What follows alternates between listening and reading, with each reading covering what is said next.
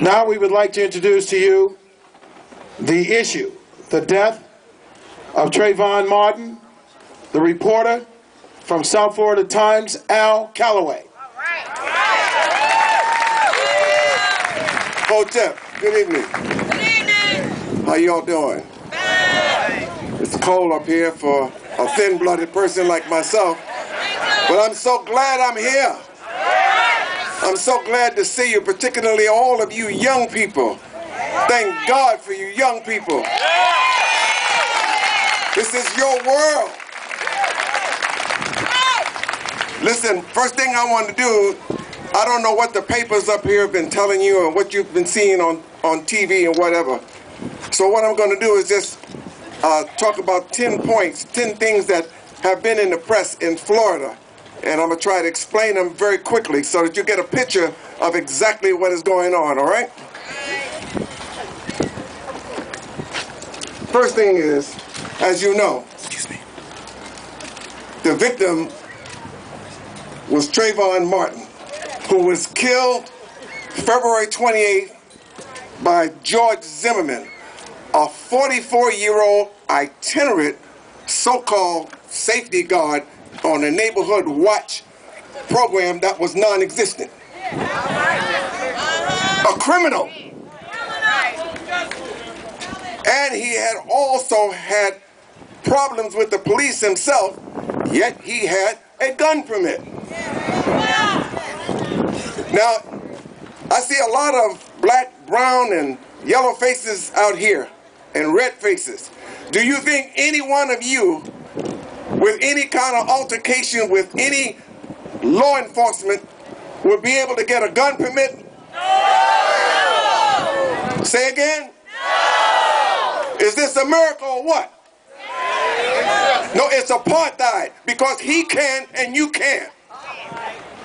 You got to understand that. This is supposed to be a democracy.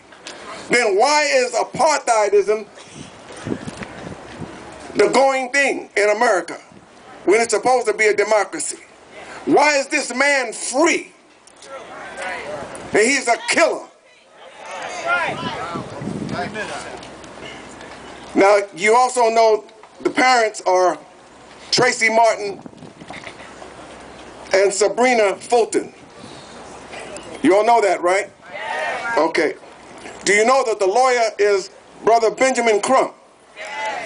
Bad brother, African brother, strong black brother, trying to do a job in a sea of what we can call mystery, because it doesn't make sense what they're doing in Florida. Now, State Attorney Norm Wolfinger must press charges against Zimmerman. That's coming from Benjamin Crump. That's the issue. He must press charges against Mr. Zimmerman. Okay? Now, the neighbors heard screams of Trayvon. They heard the screams. They heard the screams. Sanford Police Chief Bill Lee, there's no reason to doubt Zimmerman's claim of self-defense. That's what this man said, and he should be fired. He should be fired, and then there should be criminal charges brought against him for dereliction of duty.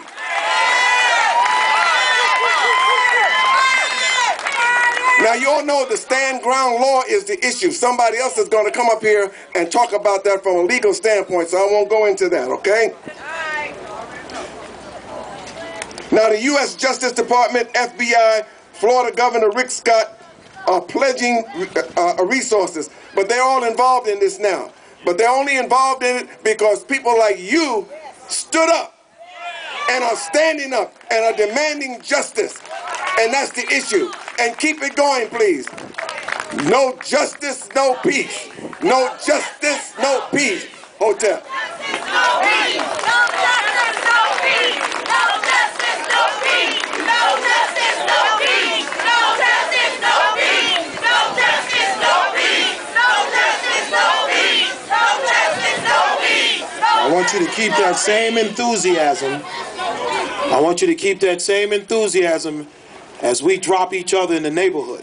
I'm just saying. Once again, everybody's full. We want to say thank you for coming. Give yourselves a nice round of applause. Detroit Police Department, the role of the police in this youth violence. Please welcome to the podium, Chief Ralph Godbee.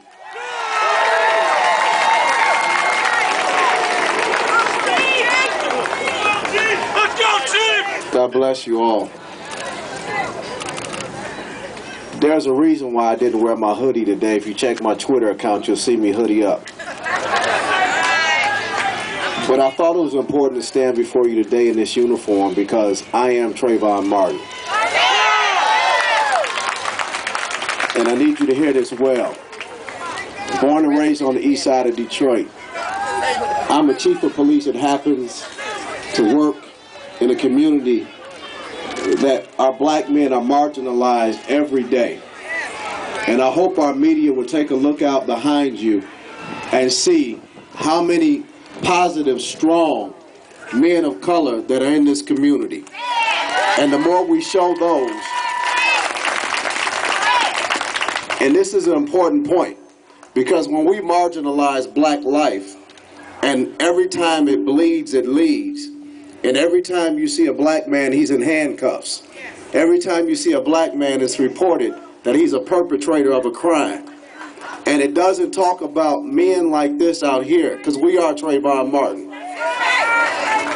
We are absolutely Trayvon Martin.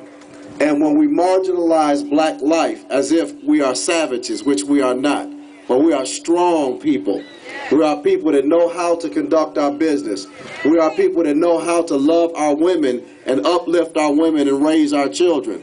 But we don't get far enough press for the ones that get it right. So that's why I wear this uniform today. So you can see that when you cut short the life of a black man, you stop the next Barack Obama. You stop the next Wendell Anthony. You stop the next Malcolm X. You stop the next Medgar Evers. You stop life when you end the life of a young black man. So it's very important for us to understand the role of the police department in this community. I declare and I decree to everybody in the city of Detroit, we will not be a police department that disrespects the rights of the individuals in this city of Detroit. There are no shortcuts. We've got to do it the right way. Because when you take shortcuts and you lump everybody into the same category and you start to profile people based on the way they dress, then we got a problem. Because you see me off duty when I got my Timbs on. You see me off duty in my true religion. If I go in the wrong neighborhood, then I could be Trayvon Martin.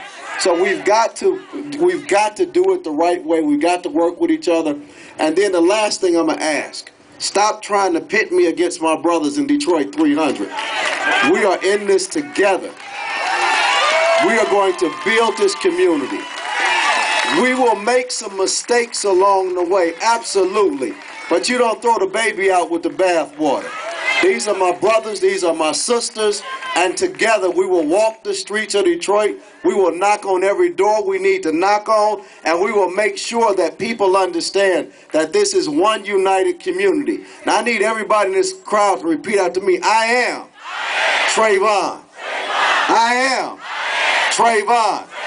I am Trayvon. I am Trayvon. Hoodies up. Love y'all.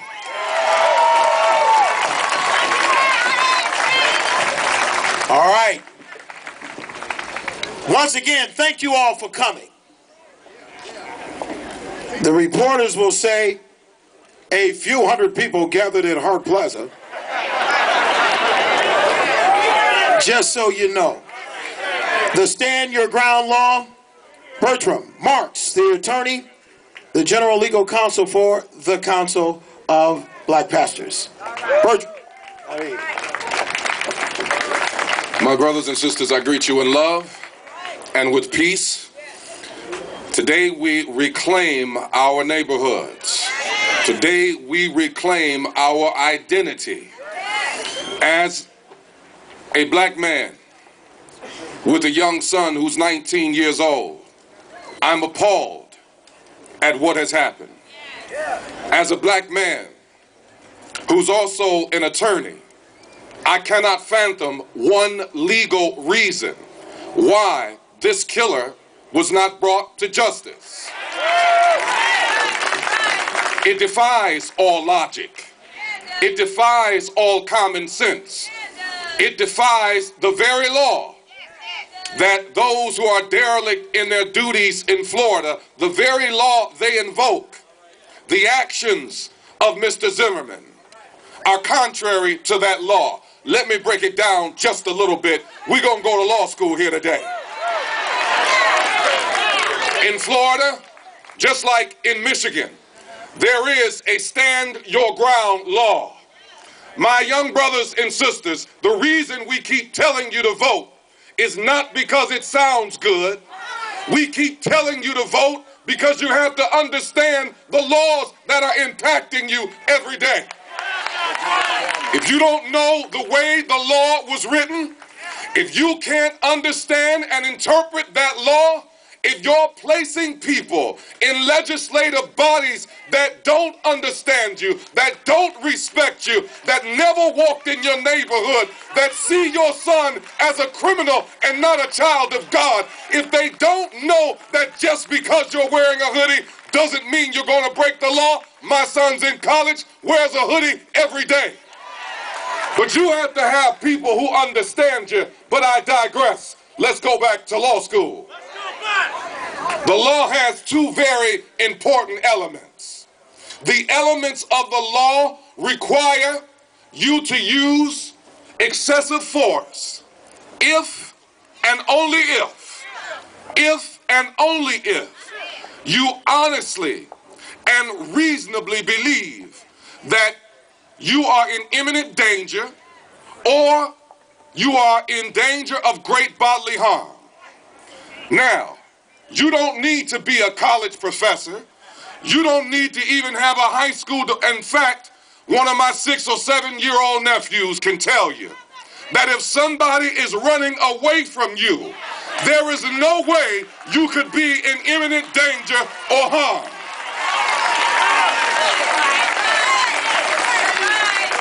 We will not allow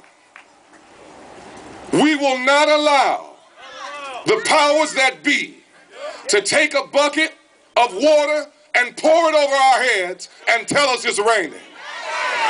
Today, we reclaim our identity. Today, we reclaim our knowledge of the law. You've all been to law school just now. Didn't take you very long, but I can tell you, you all got a 4.0. We won't rest until we get justice for Trayvon Martin. Let's be proud of them. Everybody that has stood up for this young brother, let's be proud. And I echo the sentiments as I close of everybody else who has said today and who will say today that let this be the wake-up call that we need to stem the tide of violence in our own neighborhoods. It doesn't have to be either or. We're speaking up and out against violence in any form. And it doesn't matter whether you're Zimmerman from Florida or Johnson from Detroit. If you murder an innocent, then you must be held accountable. God bless you.